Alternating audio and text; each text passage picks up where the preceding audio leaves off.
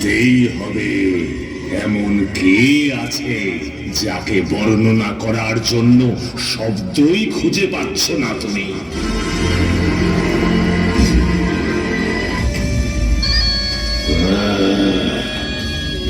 সঠিক বলেছ মুন্ড।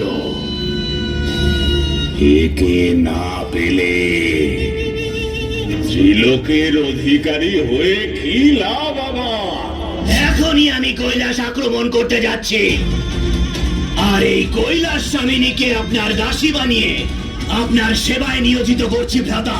না নিশুম্ভ, যে কাজ কেবলমাত্র সূচ প্রয়োগ করে করা সম্ভব তার জন্য তলোয়ার ব্যবহার করতে নেই, আর যে কাজ দূতের দ্বারা সম্ভব তার জন্য রাজার যাওয়ার কি প্রয়োজন?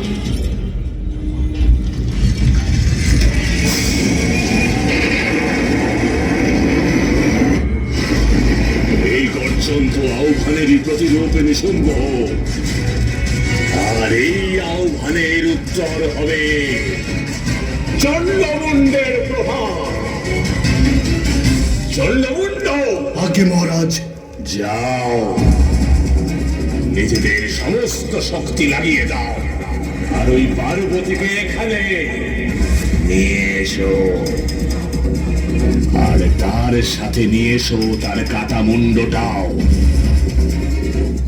সেই নারী যারে এক গর্জনে 60,000 অসুরের বিনাশ হয়ে গেল।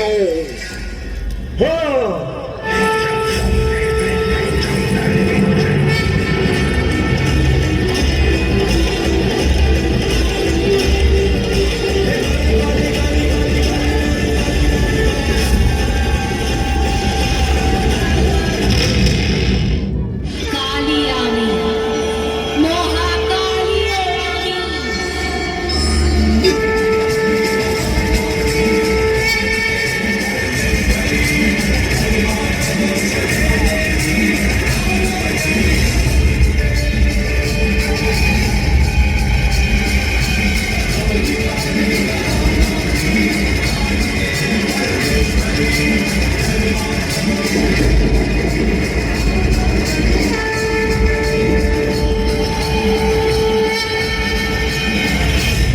দুর্বল দেবতারা আমাদের সঙ্গে যখন পারল না, তখন আমাদের ভয় দেখাতে এক নারীকে এনে দাঁড় করালো।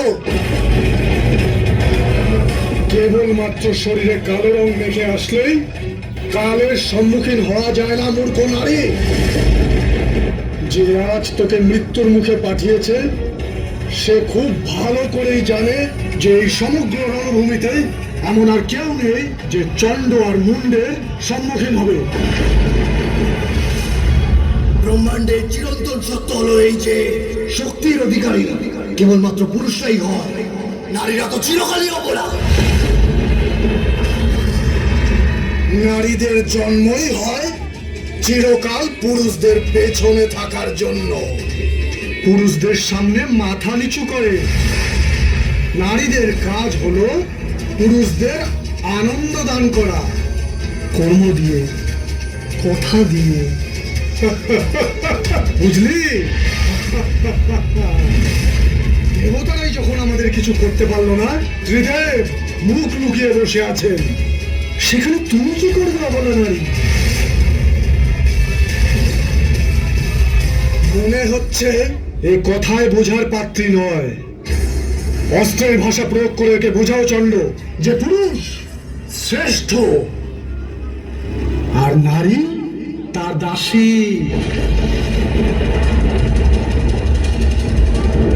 পুরুষ শক্তিশালী আর নারী অবলা।